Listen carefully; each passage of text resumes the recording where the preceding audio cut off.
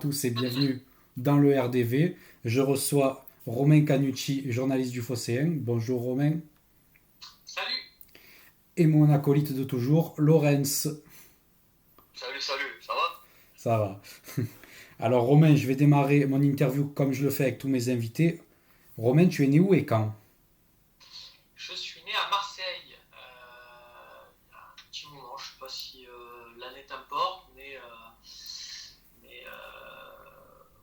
je suis né dans le centre-ville de Marseille, j'ai grandi dans le centre-ville de Marseille.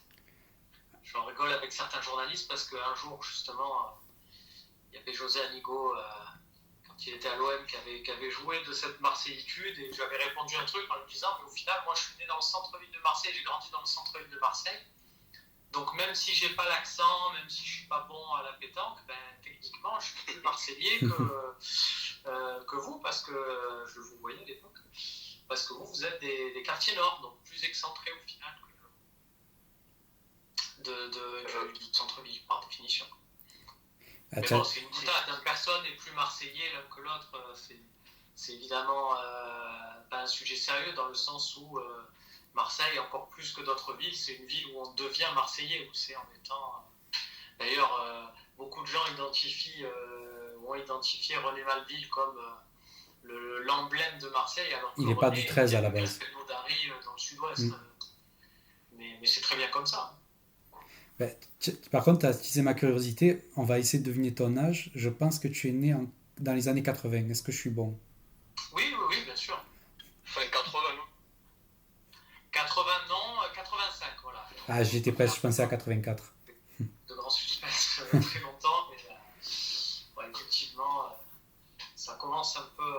On fait des saisons suivies de l'Olympique de Marseille. Alors, comment elle te vient justement cette passion pour le football? Euh, Rien de. Quand tu vis à Marseille, forcément, tu sens que tout le monde est passionné par le foot. Donc forcément, tu t'y intéresses. Mes parents n'étaient pas trop justement pour ça. Mais ouais, forcément, tu t'intéresses un peu à ça. Et puis, plus que le jeu lui-même aussi, ce que ça génère à Marseille, puisque tout le monde a forcément un avis sur tout ce qui se passe. Et c'est super intéressant à vivre et d'être là-dedans. On a tous des explications. Quand il se passe quelque chose de totalement fou, on a tous des explications. On l'a vu encore cet été avec, je sais pas, Alexis Sanchez. On a tous eu dans notre tête un truc qui nous a fait dire attends mais il a fait ça parce qu'en fait il s'est passé ça, non moi je sais c'est parce qu'il y a ça, c'est obligé c'est ça, c'est quelque chose à vivre et en vrai personne ne sait vraiment la vérité, personne ne sait ce qui s'est passé dans sa tête. Moi je pourrais me targuer pour avoir voilà eu des échanges avec des dirigeants de l'OM, avec son agent et compagnie. J'ai un avis peut-être sur la question, mais honnêtement, je sais que la vérité, je ne l'ai pas. De mon point de vue, je pense que même Alexis Sanchez lui-même ne l'a pas. Parce que je pense que Alexis Sanchez lui-même, il n'a pas eu toutes les infos là-dessus. Mais c'est pour dire en fait que voilà, c'est le propre du football, il se passe un truc et on est tous là, on a tous notre avis et c'est ça qui est aussi intéressant. Mais c'est vrai, hein, on a l'impression qu'à chaque fois quand il y a un événement comme ça, l'OM, c'est une série Netflix.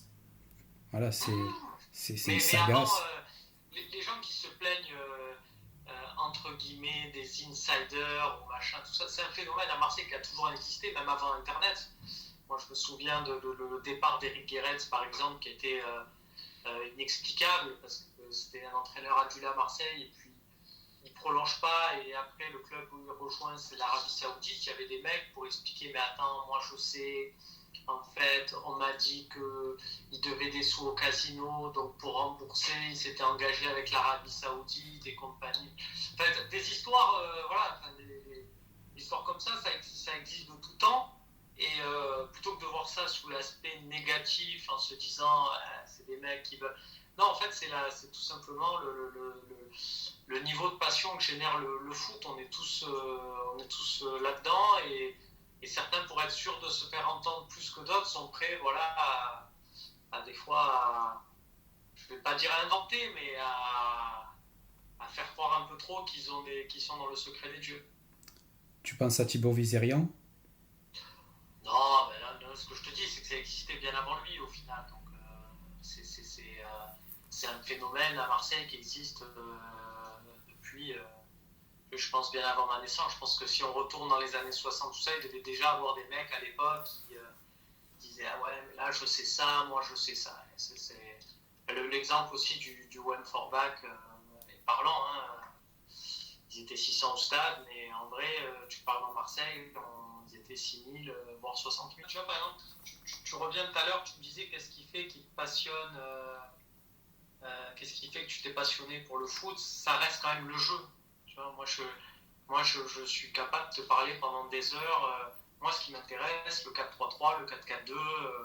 Alors, effectivement, la passion que ça génère et de raconter l'humain.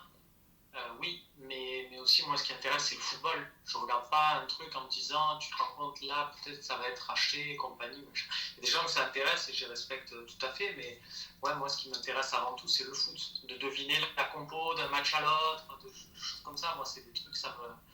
Voilà, c'est le football. Moi, ça m'intéresse à mort de me dire, tiens, tel entraîneur, il réagit comme ça, donc là, parce qu'il s'est passé ça, il va tenter telle chose. Voilà, ça m'éclate.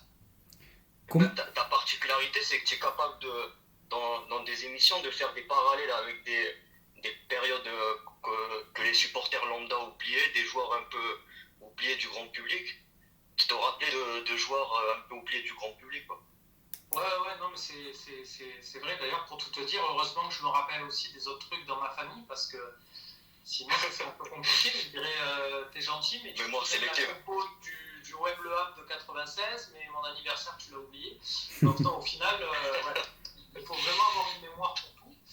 Mais oui, effectivement, ben, ça me sert parce que c'est des choses qui me marquent. Et c'est des choses, et des fois, en fait, il y a un truc, c'est pour ça, des fois, c'est un travail de. Enfin, je veux dire, moi, c'est des questions que je me pose tout le temps, mais des fois, j'essaie vraiment de me replonger dans des souvenirs et pas juste le temps des émissions. Et des fois, je sais pas, quand je suis sous la douche ou quoi que ce soit, des fois, je repense à des trucs. Et je me dis, c'est important de garder les émotions qu'on a eues sur le moment parce qu'on est toujours tenté de refaire l'histoire, entre guillemets. On est toujours tenté de remettre un peu un truc, de se dire. Il y a des exemples, mais par exemple, Roland Courbis, vu toute la suite de sa carrière et compagnie, on a tendance à dire ouais, c'était un entraîneur, et puis surtout de le voir à chaque fois après défoncer les entraîneurs, machin, tout ça. On a tendance à dire ouais, c'était nul quand il était à l'OM ou quoi que ce soit, mais franchement, à l'époque où il était coach, c'était le spectacle proposé par l'équipe, Le ça valait 5-4. largement ce qu'avait proposé l'OM de Bielsa. Le Mais 5-4. c'est un truc de fou. Mais Bielsa. En plus, c'était lui l'ingénieur de l'équipe à l'époque. C'est lui qui avait géré les transferts quasiment. Oui, même les transferts des autres équipes d'ailleurs, mais bon, ça. Il avait ramené pas mal de joueurs de Bordeaux aussi. C'était une autre. Ouais, il faisait même le mercato des autres clubs parce qu'il avait un peu de temps devant lui. Non, mais effectivement, c'est un truc. Mais c'est pour ça que des fois, j'essaie En fait, c'est un principe que j'applique perso, je sais pas, à la musique et que j'essaie d'appliquer au foot. Quand j'écoute de la musique, j'essaie d'écouter des morceaux qui sortent, des nouveautés, tout ça, sans regarder le titre de l'album, le titre du chanteur. De pas être si le morceau j'aime, ben j'aime. Même si c'est Britney Spears ou si c'est un truc totalement ringard, ben si le morceau j'aime, ben j'aime, mais j'ai pas été conditionné par le fait.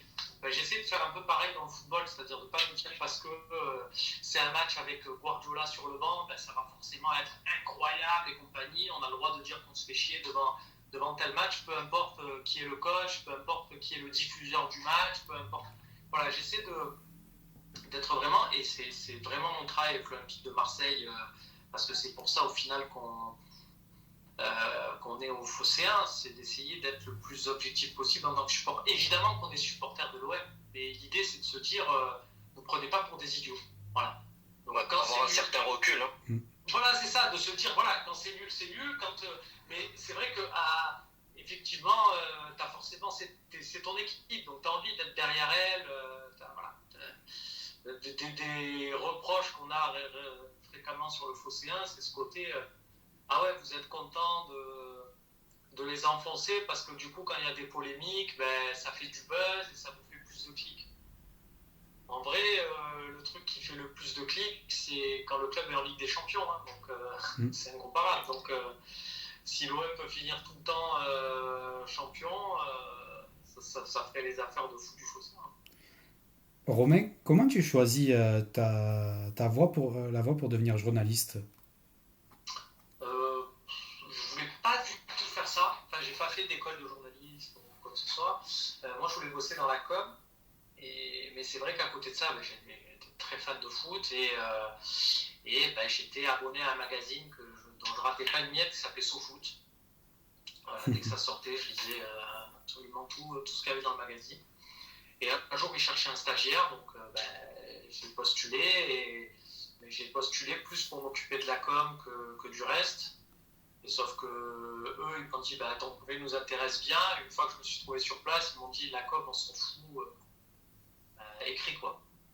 Donc du coup j'ai commencé un peu comme ça en disant là j'ai la chance de bosser pour vraiment le type de foot qui m'éclate le plus. En fait limite les mecs avec qui je bossais, je les regardais comme ça, j'étais un peu intimidé d'être avec ces mecs là et du coup de me dire d'être à côté d'eux, mais je savais même pas écrire.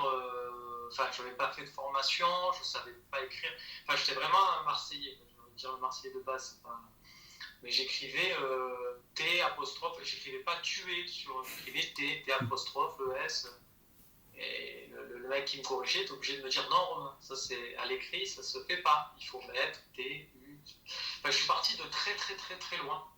Mais voilà, comme ça m'intéressait, je me suis mis à fond dedans. Et je me levais le matin en n'ayant aucune envie, c'est de dire tiens, qu'est-ce que je vais bien pouvoir faire dans mon stage quoi.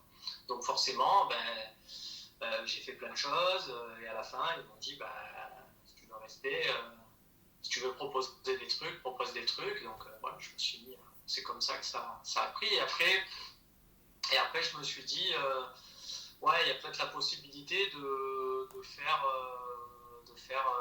un peu une voie, de creuser une voie là-dedans où je serais peut-être pas aussi riche que si je bossais dans la communication ou le commerce ou quoi que ce soit, mais je me suis dit ça vaut peut-être le coup de s'éclater et de faire ça. Et donc je regrette pas du tout. Et puis il n'y a aucune garantie que j'aurais gagné des millions en faisant autre chose. Hein, attention. Et quand tu rentres dans le métier, quelle personnalité tu rencontres en premier de foot? Que ce soit coach ou footballeur? Est-ce que tu as eu un mentor en quelque sorte dans le métier? Pas vraiment, si ce n'est les mecs de SoFoot qui pour moi étaient des mecs que je regardais avec des grands yeux,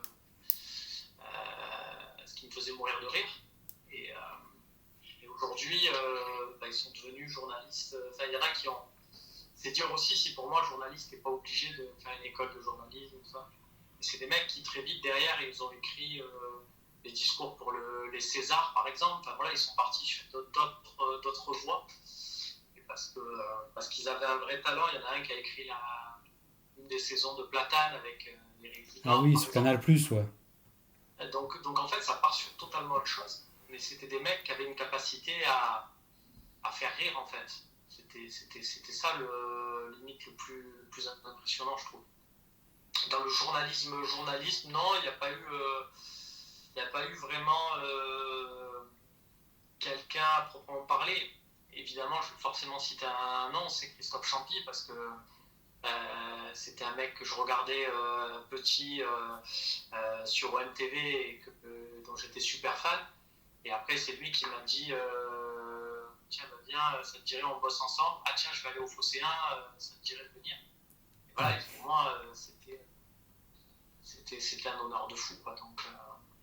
Donc ouais, c'est dès que j'ai pu me mettre dans les pas de Christophe Champy, je m'y suis mis. Même si on a rejoint un site internet et que la norme d'un site internet n'avait rien à voir avec ce que lui avait fait auparavant. Donc lui aussi a dû s'adapter à ce qu'est un site internet. C'est pas du tout les mêmes exigences que les autres médias par lesquels il était passé. Alors, moi, je t'ai découvert du coup voilà, au Phocéen parce que je me rappelle quand j'étais plus jeune, je regardais toujours tes vidéos des notes. Et aussi, je me rappelle, je t'ai découvert quand tu faisais un débrief avec René Malville. Je crois que Ouais. c'était celui contre Caen. Bielsa. Bielsa, L'épreuve voilà. de Bielsa. Oui. Oui, Ouais, je me suis revu là tout à l'heure. Alors, quel j'ai souvenir toujours tu ce gardes de t-shirt, René? ces bandes bleues et jaunes, là, je crois Ouais. que je l'ai Il y a un moment, je sais pas si tu te souviens, Romain, un moment, il y a René qui fait son monologue et il dit à un moment, je suis un mec calme, et toi tu rigoles à côté, genre tu te retiens de rire. Parce que... Mais Ah, mais quel... on en rigolait tous entre nous, mais la place du mec à côté de René dans les minutes, c'est comme être à l'avant dans une voiture quand un mec bourré conduit, quoi. C'est la place un peu du mort, quoi. Tu es là et tu sais qu'à tout moment, tu vas subir. Donc ouais, Donc, tes souvenirs de René, oui, du coup. ouais, je disais, la place avec René à côté, c'est très compliqué. Tu sais que tu es à côté, qu'il va gueuler, toi tu es à côté, tu sais pas quoi faire. En fait, tu regardes la caméra, tu te dis bon, tu l'entends. Mais en plus, sur ce truc-là, c'était, je veux pas dire marrant, mais en fait, et pour moi, je dis pas c'est un opportuniste à la risque quoi que ce soit, parce que ça témoigne, ce que je vous disais tout à l'heure, ça témoigne au final de l'état dans lequel on était à ce moment-là. Mais René, le soir où Bielsa démissionne, il a une haine incroyable envers Bielsa. Oui, c'est vrai. Il a une haine de fou envers Bielsa. Et le lendemain, il est là, et au final, il fait ce truc-là, et puis il réfléchit, et puis en fait, non, il en veut un peu plus à la Brune, et puis finalement à la Brune et Bielsa, et il savait pas trop où il avait mal. La brune et la blonde, je m'en rappelle. Et du coup, il y a des mecs qui avaient repéré le truc et qui ont dit en fait, il a fait du populisme à mort. Il n'avait pas envie de, comme tous les supporters étaient pour Bielsa, il n'avait pas envie de se le mettre à dos. Quoi. Mais en fait, moi je le vois pas comme ça. Je le vois qu'en fait, on était tous perdus. On essaie tellement de tomber sur notre tête. Moi, j'ai des potes qui se sont mis le feu le jour même et qui avaient acheté 3 abonnements avec leur société en jambouin et tout, en se disant on va vivre une saison avec Bielsa et tout. Le soir même, ils démissionnent. Les mecs, ils ont pris les 3 abonnements. Enfin, j'ai plein de scènes comme ça et d'histoires comme ça. Et en fait, tu étais désemparé, tu savais pas, tu avais une haine, mais tu savais pas contre qui la dirigeait et compagnie. Donc un jour c'est là, l'heure suivante c'est quelque chose d'autre. Et pour moi, ce que vivait René ce moment-là, c'était en fait symbolique tout simplement de ce qu'on vivait tous à ce moment-là. On savait pas trop dans quel sens aller. Et quand tu prends le truc avec du recul, oui, il y avait une part de responsabilité de Bielsa, oui, il y avait une part de responsabilité de la Brune, surtout aussi de Margarita, tout ça, mais voilà, c'était quelque chose quand même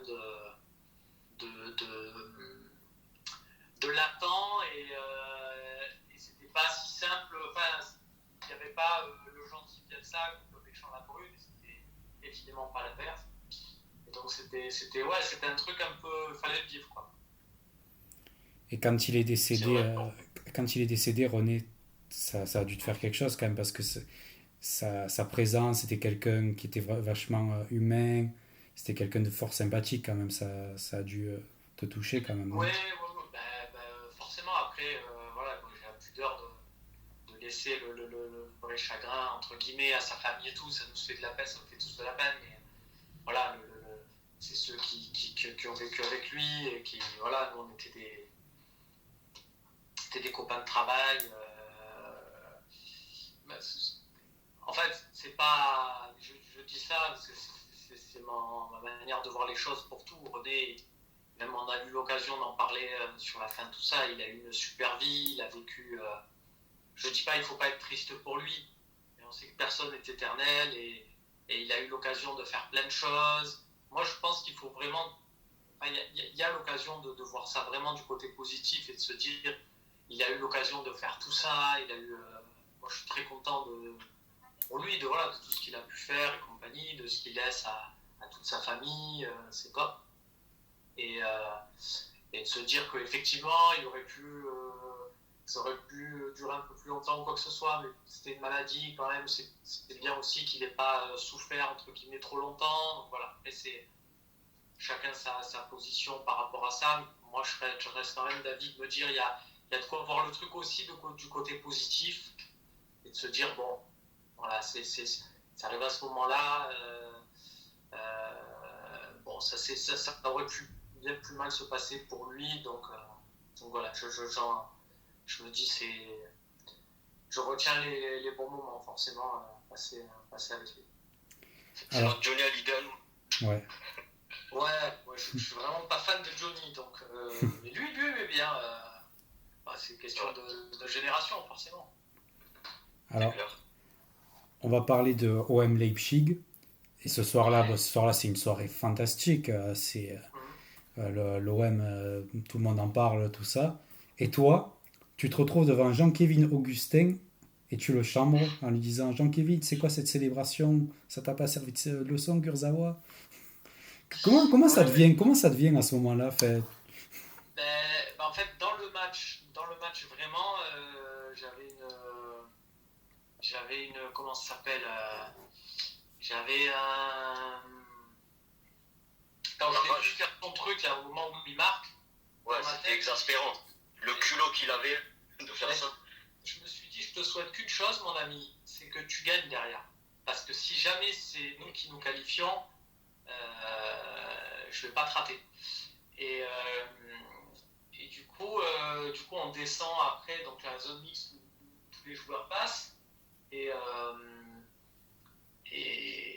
en fait, sur le coup, honnêtement, c'est pas évident de le reconnaître avec tous les autres joueurs de l'équipe. Je suis pas un intime de cette équipe-là. Je sais pas trop, tu vois, le visage à l'époque, Ibrahima Konaté ou Dayo Upamecano, tout ça, tu me les mets les trois. Il commence à émerger à ce moment-là. Je suis pas capable de te dire, lui c'est Augustin, lui c'est Upamecano, parce que par définition, ils se présentent tous avec le même survêt, tu vois, c'est pas évident. Donc je suis là, je me dis, bon, va falloir que je me mente. Et j'ai la présence de réfléchir, et j'en parle avec un pote au Fosséen, Sébastien Ruggieri, et je lui dis, qu'est-ce que tu fais? Tu resterais pas avec moi, je lui dis, pour filmer le truc, en fait. Et il me dit, et en fait, dans l'euphorie, mais parce que l'OM se qualifie, qu'on est tous en folie, il me dit, tu sais quoi, vas-y, viens, on le fait, c'est pas grave. Tout ce que j'ai à faire, je le ferai après. Je partirai 1 heure plus tard du stade, mais vas-y, je reste avec toi et on fait ça. Et donc, du coup, quand je le vois passer, je suis sûr que c'est lui, je lui dis ça, et lui le prend pas forcément mal, on discute. Limite, ce qui arrête un peu l'échange, c'est les stadiers de l'OM, c'est les stadiers de Marseille, qui voyant le truc, fait genre, il va y avoir une embrouille ou quoi que ce soit, ou c'est quelque chose, c'est limite eux qui me stoppent et me regardent de travers, genre, qu'est-ce que tu fais, tu cherches des problèmes ou quoi que ce soit. Et le match d'après, j'arrive au stade et j'étais accueilli, en fait il n'y a aucune demi-mesure, et le match d'après j'étais accueilli, des mecs m'ont arrêté, m'ont serré la main, genre ce que tu as fait et tout, et tu sais, j'ai envie de dire, j'ai pas sauvé de vie, enfin j'ai pas eu un prix Albert Londres, donc qui récompense les meilleurs articles des journalistes pour ça, enfin tu vois, c'est limite... c'est un geste spontané. Voilà, c'est une vanne, mais ça reste un truc humoristique, quoi. Les mecs, j'avais l'impression que j'avais changé leur vie. Alors, les gars, faut pas déconner non plus, quoi. Tu vois, il t'a répondu après? Ça fait rire, et puis voilà. Il t'a recontacté ou il t'a répondu après par réseaux sociaux ou quoi? Non, même pas. Non, on a... le pauvre, après, pour le coup, à bien regarder, il a eu une carrière pas fun. Et, depuis, il a chuté, ouais. Depuis, il a chuté, et non, et le pire, c'est que j'avais fait d'ailleurs en discutant avec un jour avec son agent, qui du coup, enfin, il est l'agent aussi de beaucoup d'autres joueurs et qui avait un peu d'autres, enfin voilà, qui a pas pris le truc directement, tout ça. Mais quand on discutait un peu de notre truc, il me disait, ce qui est terrible, en fait, il me disait, c'est pas toi, c'est que dès qu'il va rejouer, et c'est vrai que par exemple, après, il avait été prêté à Monaco. Oui, il avait marqué contre nous en plus. Et dès qu'il allait avoir à Monaco-Marseille, ils allaient faire des articles sur Jean-Kévin Augustin, parce qu'il y avait ça. Il le faisait pas lors d'un Monaco-PSG, alors qu'il avait joué à Paris ou quoi que ce soit, il le faisait pour un Monaco-Marseille. En gros, il était toujours lié à ça. Donc c'est plus les suites, on va dire globales du truc que moi. J'étais pas à dire à l'équipe, ouais, faites un article sur Jean-Claude Augustin ce jour-là, tu vois. Donc c'est plus ça au final que moi directement. Et ça, son agent a compris, donc je pense que lui aussi. Et la saison actuelle de l'OM, qu'est-ce que tu en penses actuellement? C'est compliqué. C'est très compliqué. Je mise beaucoup d'espoir sur le mercato. Après, je sais pas. La patte Marcelino n'a pas fonctionné. Ouais, Marcelino, on a assisté à des trucs fous en fait avec Marcelino. Ouais. Je crois qu'on ne réalise pas. Sur le coup, comme on dit souvent, après tu es supporter, donc il y a un moment donné où tu as envie que ça marche, donc il y a des trucs. Mais on a quand même assisté à des trucs surréalistes. Je veux dire, ça semble anecdotique, mais c'est aussi des trucs qui te disent là, on est vraiment dans un truc. Mais quand tu fais un match de préparation, et que dans ce match de préparation, tu préfères faire rentrer un mec qui va être suspendu 4 mois, en l'occurrence Pape Gueye, plutôt qu'un de tes milieux de terrain, à savoir Matteo Guendouzi. Déjà là, tu vois, tu es dans un truc où tu te dis, attends, ça se passe pas, c'est bizarre, pas non. Donc voilà, on a assisté quand même à 2-3 trucs un peu bizarres. Et je me dis que ouais, on va peut-être limiter la casse. Franchement, moi j'ai un avis un peu. Pour moi, si aujourd'hui tu me dis, je t'offre la garantie que l'OM est 5e en fin de saison, je signe. Et tu pourrais te dire, je vois ta réac, tu pourrais te dire, mais attends, mais on peut être largement 4e ou quoi que ce soit. Oui, mais on peut être aussi au-delà. Et je me dis on se relève de très très loin. Si on arrive à limiter la casse, c'est pas mal. Après, j'attends vraiment, je me dis, il est peut-être possible. Il y a par contre encore une Coupe de France, il y a encore une Coupe d'Europe. Je ne dis pas gagner la Coupe d'Europe, attention. Tu as la possibilité quand même de faire un bon parcours. Et ouais, j'ai quand même, tu vois, envie de la vivre. J'ai quand même envie de la vivre cette saison. On est quand même dans un truc, je me dis, ça peut bien tourner si tu arrives à faire. Il est posé, ouais. Souligne les efforts capillaires qui ont été faits.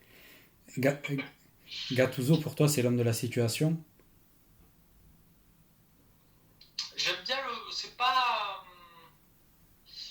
un coach de première catégorie, c'est pas un coach dont tu vois la patte.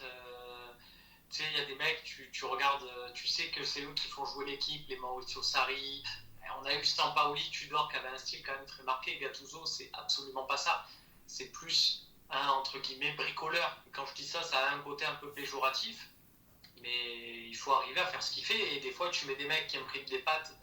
Le moment où il est arrivé, il fallait un bricoleur. Et donc Gattuso, il arrive à faire 2-3 trucs.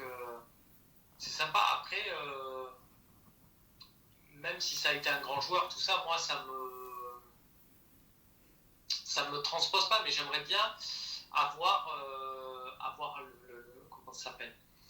J'aimerais bien, en fait, une histoire où Gattuso n'était pas un coach incroyable et ça devient, on va dire, un incontournable. L'histoire, ça devient l'OM.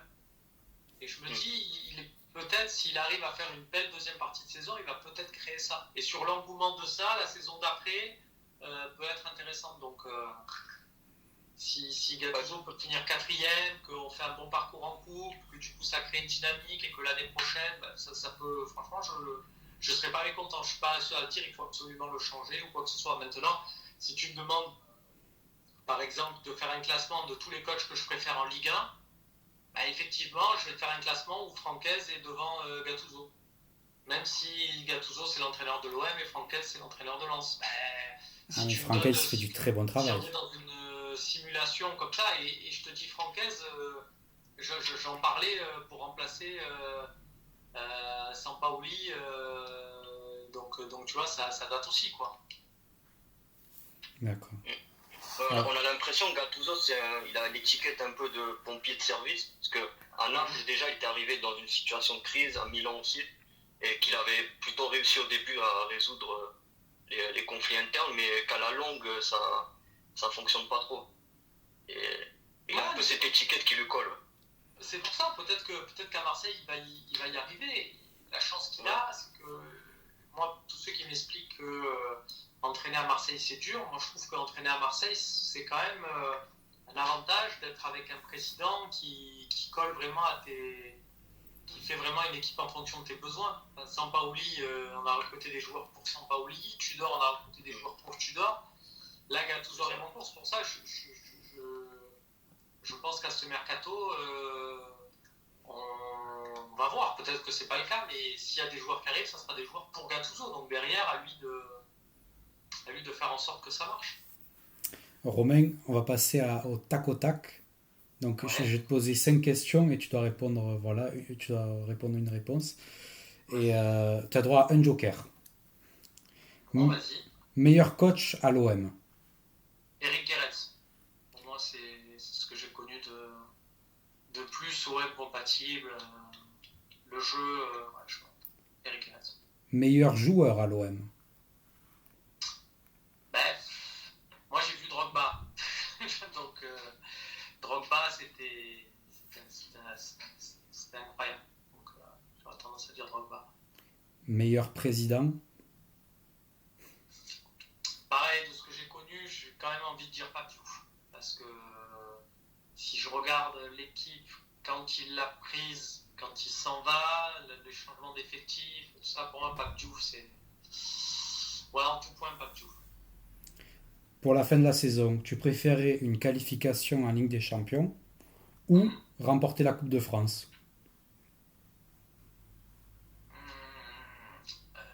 Qualif direct en Ligue des Champions. Oui. Ouais, qualif direct en Ligue des Champions. Parce que là, au final, vu notre position, si on arrive à faire ça, ce serait, les émotions seraient incroyables. Ça créerait un truc, un engouement de fou sur plusieurs semaines. Et en fait, dernière question, le pire joueur passé par l'OM. Vraiment le pire. Hein. Il y a une sacrée liste. Hein. Ouais, mais vraiment, celui que vraiment tu te dis, mais pourquoi, comment t'es arrivé à devenir professionnel? Vraiment. Bon, alors, Elamine Erbat, défenseur marocain, c'était vraiment. Tu te souviens face à Kun Agüero, comment il se fait Atlético One, comment il se fait déglinguer. Les matchs de saison, et tu sentais qu'on essayait de nous faire passer la pilule en disant ah non, mais c'est un phénomène. Ouais, c'était une horreur. Je pense Erbat. C'est original. Non, j'ai dit c'est original parce que je m'attendais à, je sais pas, des Ronald Zubar, Paolo De Sciglio. Ouais, De Sciglio, bien sûr, c'était catastrophique. Zubar, en fait, ce qu'il a pour lui, c'est qu'il a duré longtemps, en fait. Il a quand même fait 3 saisons. Et en fait, mais Zubar, ça tient de son potentiel. Il avait un potentiel physique tel que tu avais toujours envie de croire en lui. Tu te disais, Zubar, il fait des boulettes, mais si ça explose, ça devient un monstre. On parlait de Upamecano tout à l'heure et de Ibrahima Konaté. C'est des mecs titulaires en équipe de France. Zubar, à l'époque, c'était Upamecano ou Konaté, déjà physiquement. Et tu te disais, putain, ce mec, s'il récupère ça, mais c'est voilà. Et en fait, non, il t'a fait que des boulettes tout le temps. Et c'est l'année où tu t'en sépares, tu deviens champion, c'est pas pour rien. Donc Zubar, il a pour lui la longueur. Pour moi, celui que j'aime à citer là-dedans, c'est Jérémy Morel. Ah bon? Et les mecs te diraient, ah bon, mais la dernière saison... Ouais, c'est ce que j'allais te dire, ouais. Alors oui, mais il faut pas oublier les 2 précédentes, enfin les 3 précédentes même, où je le trouvais, moi, particulièrement mauvais. Et le manque de confiance. Il était flagrant. Ouais, c'était un tout, mais j'ai toujours trouvé ce mec quand même globalement pas top. Mais c'est marrant parce qu'il n'était pas top footballistiquement parlant. Mais par contre, tu sentais qu'en dehors du terrain, c'était ce que je disais, c'est-à-dire que c'est un mec dont tu es proche. Le problème, c'est que tu es proche de lui humainement, t'es proche de lui intellectuellement, mais le problème, c'est qu'il est trop proche de toi footballistiquement parlant. Il est trop proche de nous. On n'a pas vu ça très fort. Mais mais parce que tu sentais justement qu'il était anti. Voilà, de ce côté foot, cette dérive du foot, les mecs. Il était très détaché, ouais. Voilà, les gonzesses, les bagnoles et compagnie, machin. C'était un mec qui avait une vie beaucoup plus simple et ça forçait le respect. Et je trouvais que du coup, parce qu'il avait ce truc à côté d'avoir des chiens et un Citroën Berlingo, on oubliait un peu à quel point il était nul au foot. Et c'est ça aussi tout à l'heure quand on disait le fait d'avoir du recul, c'est être capable à un moment donné de dire ok, le mec il a l'air d'être super cool et c'est un mec qui a des valeurs et compagnie, mais footballistiquement parlant, un mec qui se fait une crête et qui passe ses soirées en boîte de nuit est meilleur. Voilà, il faut arriver à dissocier aussi le truc. C'est-à-dire qu'à un moment donné, c'est bien aussi de dire ça. Et d'ailleurs, par exemple, Benjamin Mendy, désolé Romain. Ouais, c'est ça, il était en concurrence cette saison. Hein, donc, et Benjamin Mendy, il a eu des phases peut-être aussi mauvaises que Mendy, notamment sa première saison avec Eli Bob, et il était un peu moins critiqué, entre guillemets. Ou même la saison avec Mitchell, il a eu des bonnes phases, mais d'autres, il passait un peu inaperçu, quoi. Je sais pas, mais c'est... En fait, ça tient aussi de la carrière, parce que franchement, Mendy, ça tient aussi de ce que tu fais après. Et c'est là où on dit des fois que tu repenses l'histoire différemment. C'est-à-dire que Mendy, derrière, il va à Monaco. Ouais. Quand il est vendu à Monaco, tout le monde se dit c'est un super truc qu'on est arrivé à vendre Mendy, parce qu'on avait besoin d'argent, et s'il y avait un mec à vendre, c'était lui. Donc on est super content. Il est à Monaco. Ça démarre très mal pour lui. Il se fait expulser en Ligue des Champions sur un match de... Ils arrivent derrière à se qualifier, mais s'ils perdent là... Face au Villarreal de Marseille, non. Ouais, je pense que personne lui pardonne ce truc-là. Donc ça démarre, c'est pas l'éclat pour lui à Mendy. Mais il fait une fin de saison de feu. Entre-temps, je sais pas si vous vous souvenez de cet épisode, il part en vacances au Brésil. Oui. Avec des potes à lui. Faire un five, je crois. Il fait des fives, des trucs comme ça, et il file des maillots de l'OM. Oui, on voyait des mecs avec des Brésiliens avec le maillot de... Dans l'imaginaire collectif, c'est resté Benjamin Mendy, c'est un vrai, c'est un mec de Marseille, il n'a pas oublié les Marseillais et compagnie. Mais pour tout vous dire, j'étais dans les snaps de Benjamin Mendy quand il était à l'OM. Et bon, je veux dire, si j'étais, il y avait beaucoup de gens qui étaient. Et à la fin, quand il se faisait conspuer, quand l'époque, la fin de Mitchell, là où tous les joueurs sortaient et ils devaient faire attention aux bagnoles, il se faisait lancer des trucs. Enfin, le stade, c'était une horreur. L'OM gagnait 0 match à domicile et tout. Je l'ai vu dire des trucs sur l'OM à ce moment-là. Je pense que les mecs qui étaient à l'encenser des années après, en disant Mendy et tout, machin, je serais curieux de voir les voir leur réaction devant ces snaps-là. Donc après, effectivement, il a le droit de changer d'avis, il a le droit de parler sous le coup de la déception et compagnie, il faut le prendre en tant que tel. Mais ça me fait un peu sourire, ce côté réécriture de l'histoire. Une fois que le mec réussit ailleurs, on a toujours à dire c'est un mec, c'est un mec de l'OM, à l'OM c'était pas mal. C'est toujours pareil. Non mais Romain, moi je me rappelle d'un truc, c'est que quand même, moi il y avait un truc qui m'avait fait halluciner, c'est que tu voyais Cabella et Benjamin Mendy dans un clip de Jul, alors que l'OM était en pleine crise. Et sur les dégâts aussi. Sur les dégâts aussi, ouais. Ouais, après... Non mais d'accord, ils ont le droit d'avoir une vie, mais tu vois, la situation du club est pas top. Si en plus tu rajoutes ça, tu vois, après ça donne du grain à moudre aux supporters adverses. Tu vois ce que je veux dire? Oui, mais alors ça, c'est pas... Ça aussi, ils ont le droit dans la journée, il y a 24 heures, dans une semaine, il y a du coup 24 7, 120 et 48, 168 heures. Donc du coup, ils ont quand même du temps pour s'entraîner, du temps pour faire des matchs à côté. Ça, pour le coup, tu vois, c'est pas comme s'ils avaient tourné le clip dans la foulée du match, tu vois. Un clip, ça se tourne des mois à l'avance. Le timing est pas bon.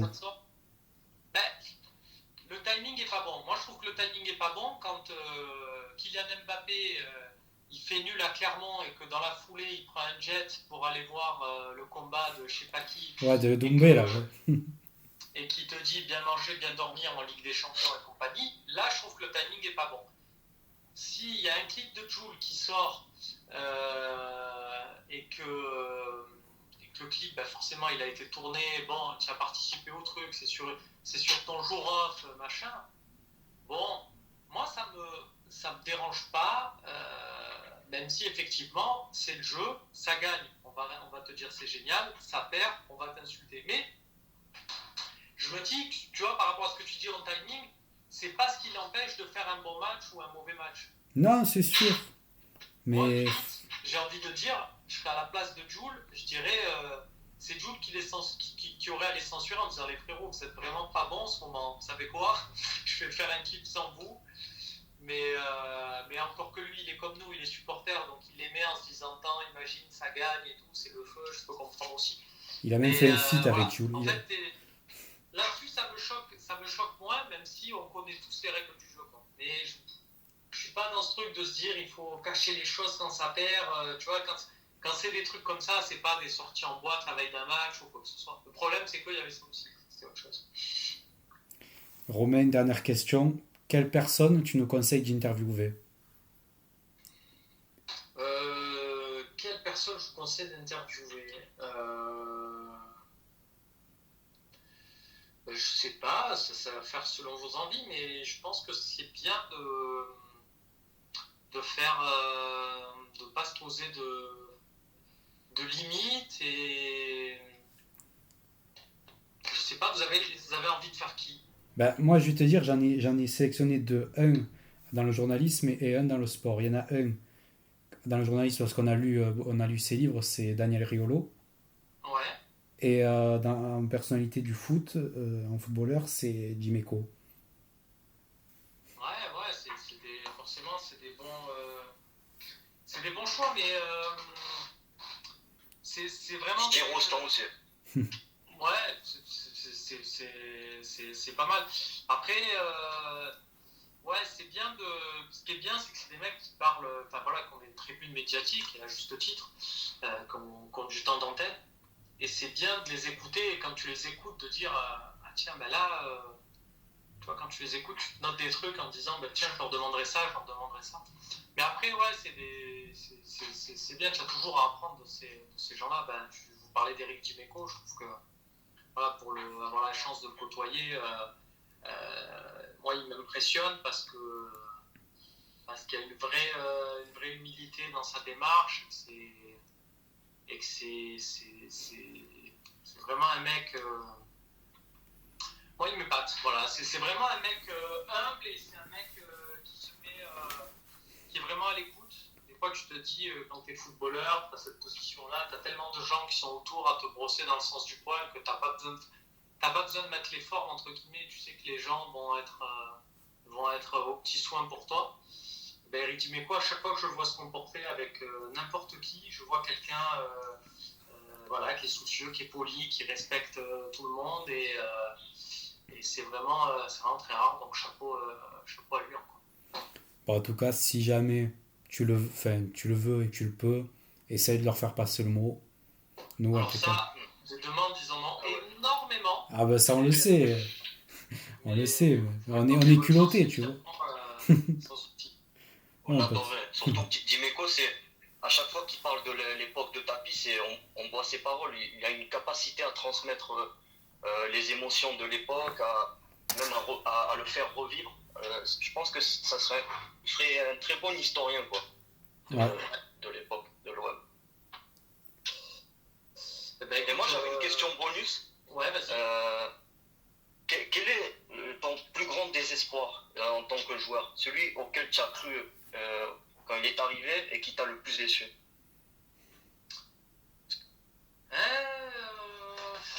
Lucas Silva.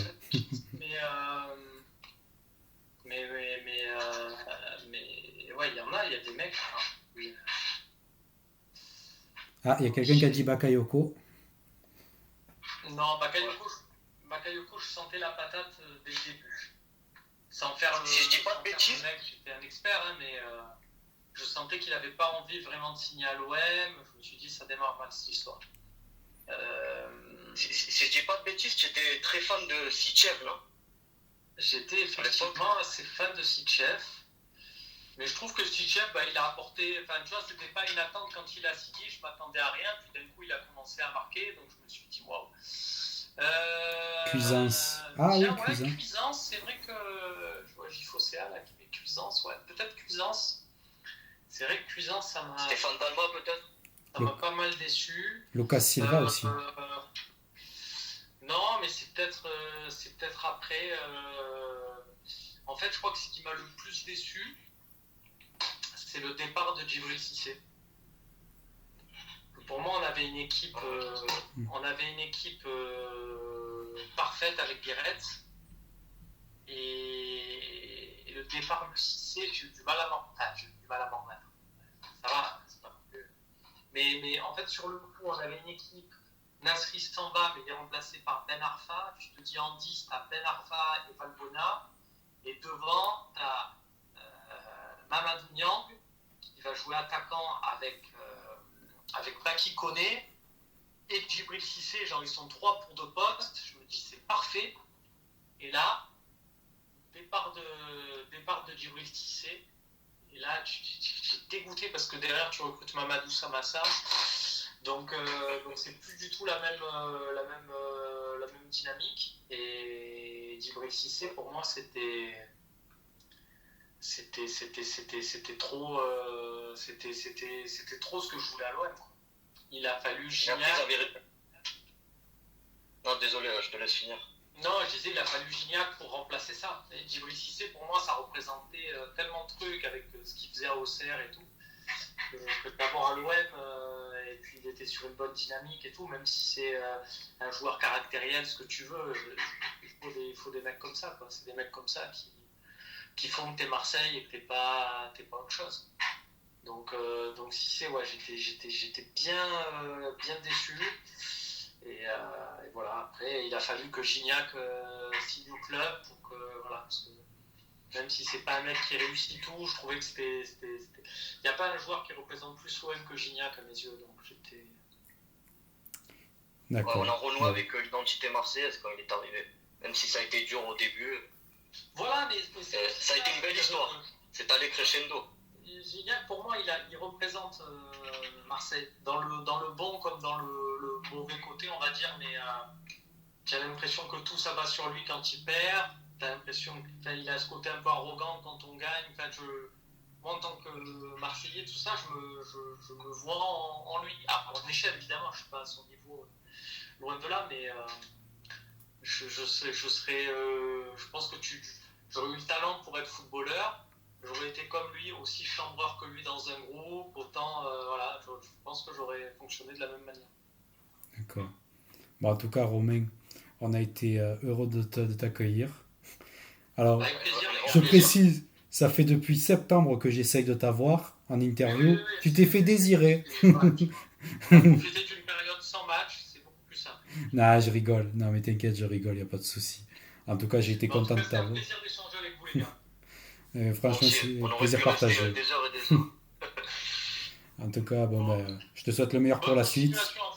Une bonne année. Merci, à vous aussi. Bonne continuation. À bientôt. Ciao, ciao. Salut. Salut. Ciao. Ciao.